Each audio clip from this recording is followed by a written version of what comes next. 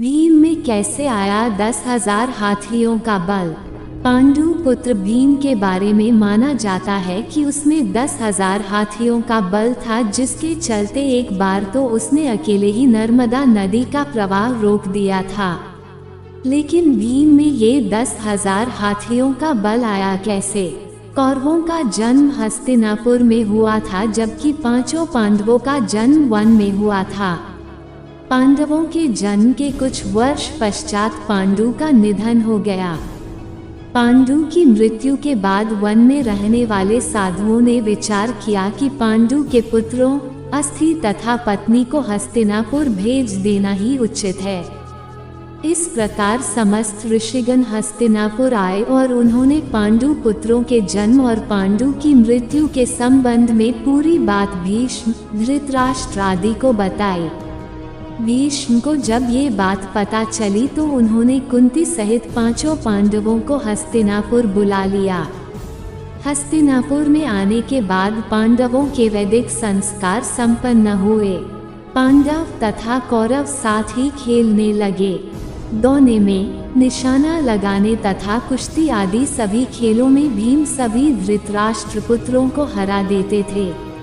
भीमसेन कौरवों से होड़ के कारण ही ऐसा करते थे, लेकिन उनके मन में कोई वैर भाव नहीं था। परंतु दुर्योधन के मन में भीमसेन के प्रति दुर्भावना पैदा हो गई। तब उसने उचित अवसर मिलते ही भीम को मारने का विचार किया।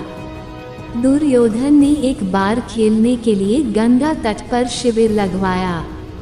उस स्थान का नाम रखा उदकक्रीडन।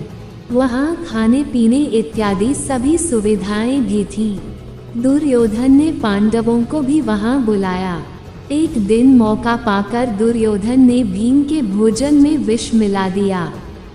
विष के असर से जब भीम अचेत हो गए तो दुर्योधन ने दुःशासन के साथ मिलकर उसे गंगा में डाल दिया। भीम इसी अवस्था में नागलोक पहुँच गए। वहाँ सांपों ने भीम को खूब डंसा, जिसके प्रभाव से विष का असर कम हो गया।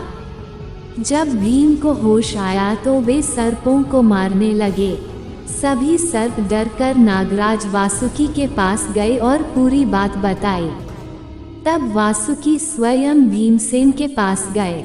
उनके साथ आर्यक नाग ने भीम को पहचान लिया। आर्यक नाग भीम के नाना का नाना था। वह भीम से बड़े प्रेम से मिले।